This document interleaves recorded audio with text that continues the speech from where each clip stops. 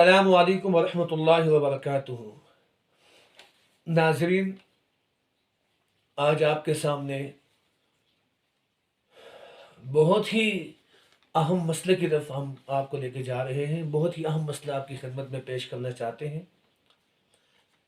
کہ جس کا فقدان ہمارے معاشرے میں بہت زیادہ ہو چکا ہے، جو ہمارے معاشرے کے اندر ختم ہو چکا ہے، جس کا رواج۔ سامعین محترم، رسول اللہ صلی اللہ علیہ وسلم کی حدیث مبارکہ کا مفہوم ہے کہ جب کوئی آدمی اپنے بچے کا یا بچی کا رشتہ کسی کو دے یا کسی سے رشتہ لے، تو اس صورت میں کن چیزوں کا لحاظ رکھنا لازمی ہے۔ ایک حدیث مبارکہ کے اندر تو اخلاق کے بارے میں ہے کہ لڑکی کے اندر اخلاق دیکھے جائیں اور لڑکے کے اندر بھی اخلاق دیکھے جائیں۔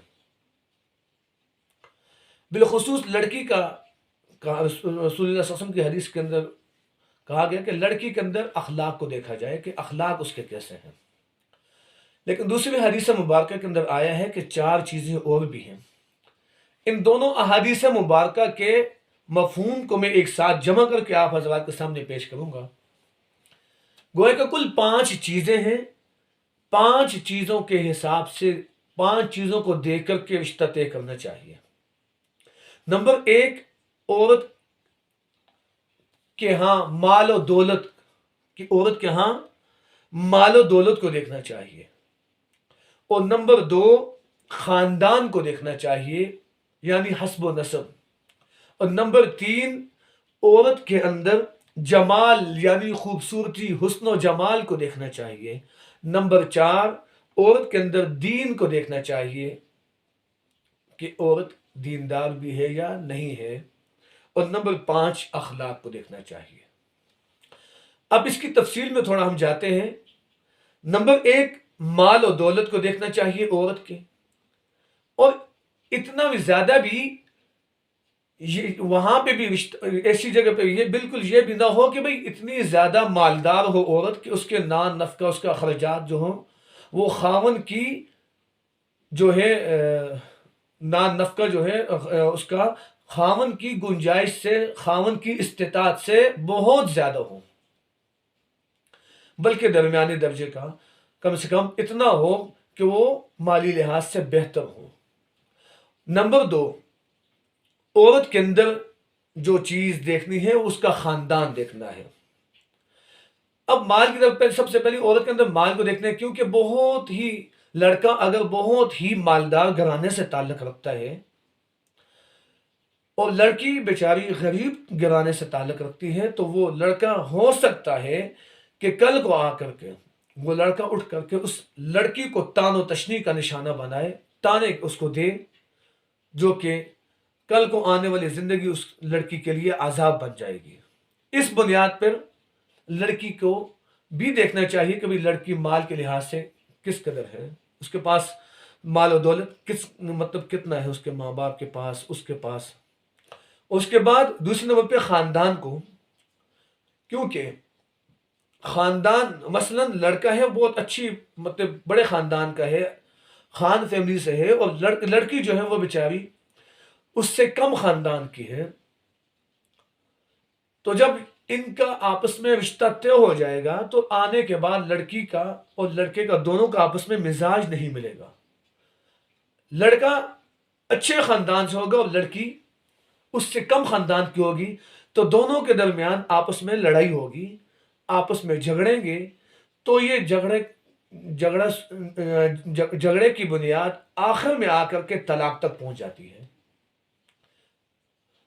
سامعین محترم، آج اسی بنیاد پر کئی گھر تباہ ہو چکے ہیں۔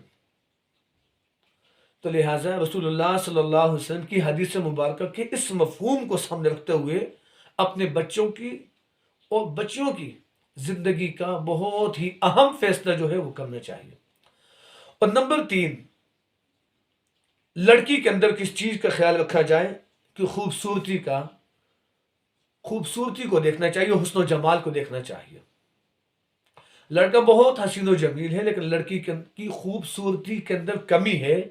بدصورت تو نہیں کہہ سکتے، بدصورت تو نہیں ہے البتہ، کیونکہ اس کی دلیل میں آپ کو دے رہا ہوں کہ بدصورت نہیں ہے لڑکی، کیونکہ نبی قرآن کریم میں اللہ تعالیٰ نے فرمایا لَقَدْ خَلَقْنَا الْإِنسَانَ فِي أَحْسَنِ تَقْوِيمٍ.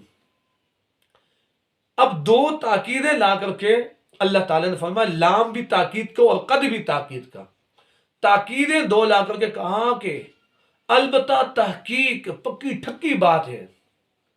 لقد خلقنا الانسان، کہ البتہ تحقیق انسان کو اللہ تعالیٰ نے ایک خوبصورت ڈھانچے میں پیدا کیا، ایک بہترین سانچے میں ڈالے ہیں. اس بنیاد پہ ہم کسی بھی آدمی کو بدصورت نہیں کہیں گے، البتہ یہ ہے کہ بھئی لڑکا بہت حسن کے اندر، خوبصورتی کے اندر بہت ہی زیادہ ہے، اور لڑکی جو ہے وہ اس کے مقابلے میں کم صورت ہے.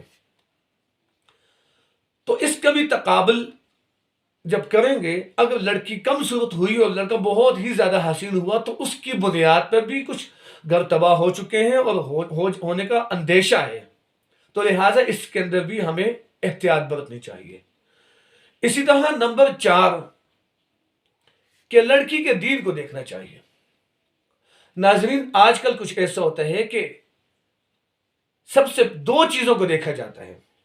ایک تو لڑکی کے مال کی طرف نگاہیں ہوتی ہیں کہ لڑکی والے کتنے مالدار ہیں، مال و دولت، بزنس ان کا کتنا ہے، اور دوسرے نمبر پر لڑکی کے حسن کو دیکھا جاتا ہے. جب ان 2 وجوہات کی بنا پر رشتہ طے ہوتا ہے تو کل کو آنے والے مستقبل کے اندر ان کا آپس میں نباہ مشکل ہو جاتا ہے. اس کی بنیادی وجہ یہ ہے کہ لڑکے نے بھی اور لڑکے کے والدین نے بھی، یا لڑکی نے اور لڑکی کے والدین نے 2 چیزوں کو غرض کی بنیاد پر، مقاصد کی بنیاد پر رشتہ طے کیا ہوا تھا. اگر اللہ تعالیٰ کا حکم، نبی پاک صلی اللہ علیہ وسلم کا حکم سمجھ کر کے کرتے تو سب سے پہلے وہ دین کو دیکھتے، اور دین کو دیکھنا اتنا اہم ہے کہ جو باقی جو ہیں وہ بے شک اگر نہ بھی ہوں، دین ہونا لازمی ہے. اس کی وجہ میں آپ کو بتاتا ہوں، کیونکہ آج کل معاشرے کے اندر دین کو نہ دیکھنے کا نقصان کیا ہے کہ شادی ہونے کے بعد پتہ چلتا ہے کہ لڑکی قادیانی نکل آئی ہے، شادی ہونے کے بعد پتہ چلتا ہے کہ لڑکا قادیانی نکل آیا ہے. تو جس کی بنیاد پر ہمارے قانون اور ہماری شریعت شرعاً بھی اور قانوناً بھی دونوں طرح سے ان کا نکاح جائز نہیں ہے، کیونکہ قانون کے تحت بھی قانون پاس ہو چکا ہے کہ مرزائی قادیانی پکے ٹھکے کافر ہیں. اور اسی طرح شرعاً بھی کہ مرزا غلام قادیانی جو ہے ملعون، وہ اور اس کے چیلے جتنے بھی ہیں وہ سب کے سب پکے ٹھکے کافر ہیں شرعاً بھی، کیونکہ وہ مرزا غلام احمد قادیانی ملعون، اس نے دعویٰ کیا تھا نبوت کا کہ سب سے آخری نبی میں ہوں، میرے بعد نبی کوئی نہیں ہے. حالانکہ رسول اللہ صلی اللہ علیہ وسلم نے آ کر کے اس بات کو ختم کر دیا، مہر لگا دی کہ میرے بعد کوئی نبی بھی نہیں آئے گا، میں آخری نبی ہوں. اللہ تعالیٰ جب اللہ تعالیٰ کے رسول صلی اللہ علیہ وسلم نے آ کر کے مہر لگا دی، پھر اس کے بعد اگر کوئی بے ایمان اٹھتا ہے اور وہ کہتا ہے کہ میں آخری نبی ہوں، تو اس کی بیٹی کے ساتھ، وہ تو کافر ہے پکا ٹھکا، تو اس کی بیٹی کون سی مسلمان ہوگی؟ تو اس کی بیٹی کے ساتھ نکاح بھی جائز نہیں ہے. اسی بنیاد پر دین کو دیکھا جائے گا، اور اس کے علاوہ بھی اس کے اندر دین کو دیکھا جائے گا کہ بھئی آیا کہ وہ دین کے ساتھ کتنی وابستہ ہے، دین کے ساتھ اس کا کتنا تعلق ہے. ایک وجہ تو پہلے بتا دی کہ کہیں ایسا نہ ہو کہ وہ کل کو نکاح ہونے کے بعد نکاح ہوا ہی نہیں ہے کیونکہ لڑکا مرزائی نکل آیا ہے، یا لڑکی والے لڑکے کو پوچھتے بھی نہیں ہیں کہ بھئی لڑکا آیا کہ مسلمان بھی ہے یا نہیں ہے. تو سامعین و ناظرین، اسی بنیاد پر کہا گیا کہ دین کو دیکھا جائے گا. اور نمبر 5 اس کے اخلاق دیکھے جائیں گے۔ آج کل معاشرے کے اندر یہ کچھ ہوتا ہے کہ لڑکی کے حسن و جمال اور نمبر 2 اس کی مال و دولت کو دیکھا جاتا ہے، اور انہی دو وجوہات کی بنیاد پر فیصلے طے ہوتے ہیں، رشتے ہوتے ہیں۔ ان کے نقصانات آپ سب کے سامنے ہیں کہ کیا نقصانات ہیں آج کل۔ پہلا نقصان تو یہ ہے کہ میں نے آپ کو بتایا پہلے سے کہ اغراض و مقاصد درمیان میں حائل ہوتے ہیں۔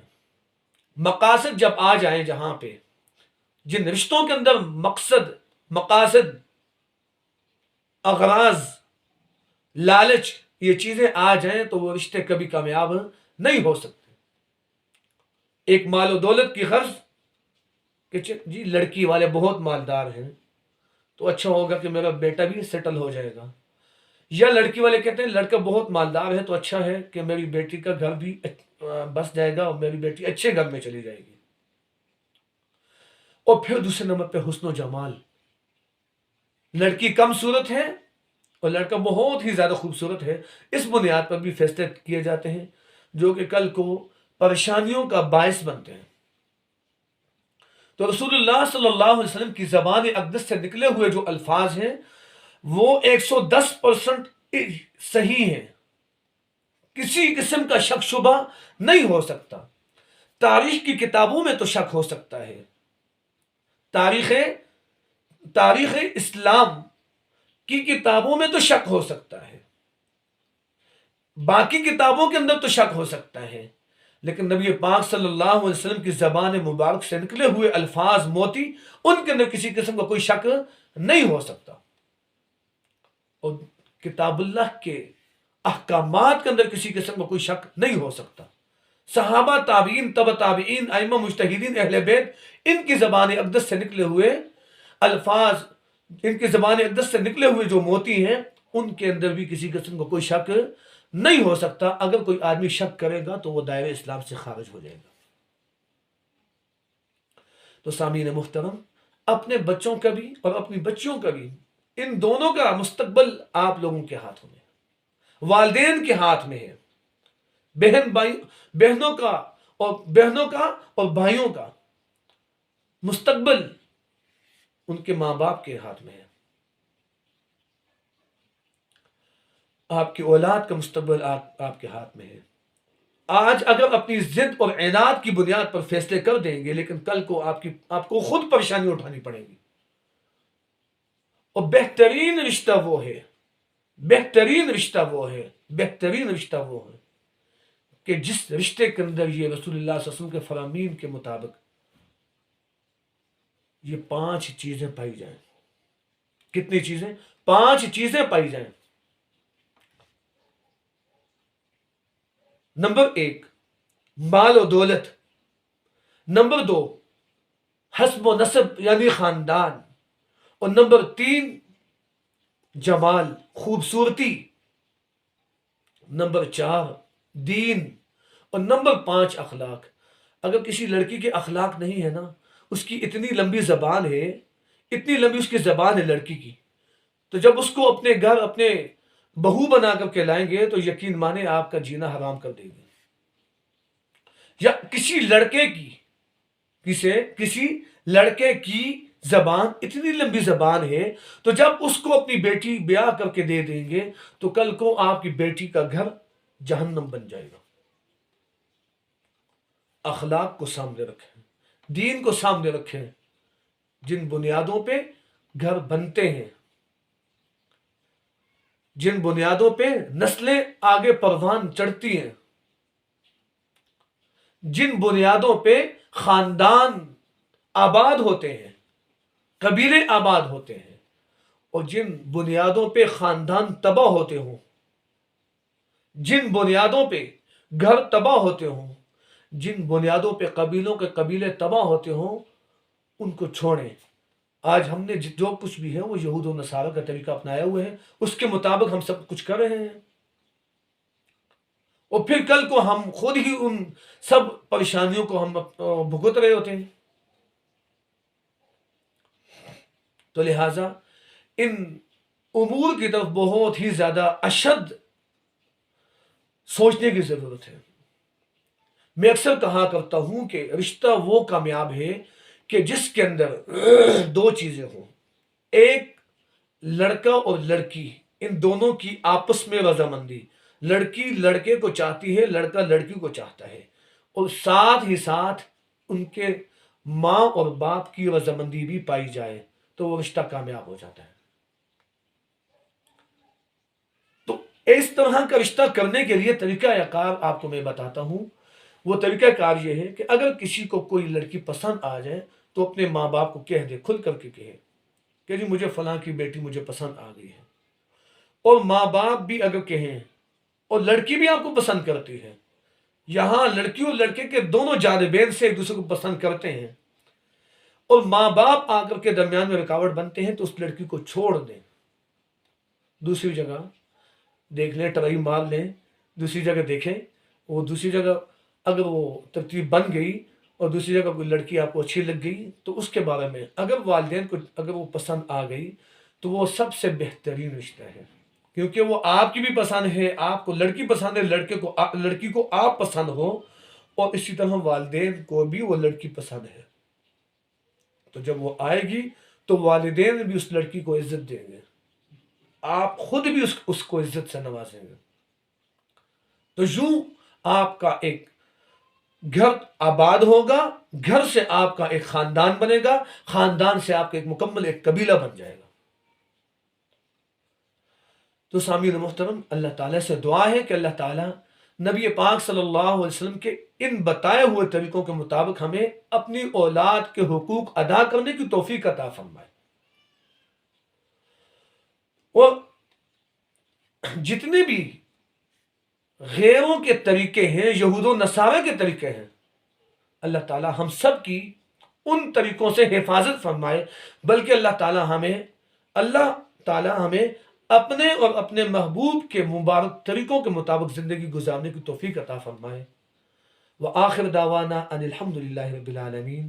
انشاءاللہ ہم آپ کو باقی روزانہ کی بنیاد پہ ہم آپ کو اسی طرح کی ویڈیوز آپ کے ساتھ شیئر کرتے رہیں گے، آپ کو اسی طرح کا پیغامات جو صحیح معنوں میں آپ کی قرآن و حدیث کے متعلق آپ کو آگاہی کرتے رہیں گے۔ آپ ہماری ویڈیو کو دیکھتے رہیں، ہمارے چینل کو سبسکرائب کریں،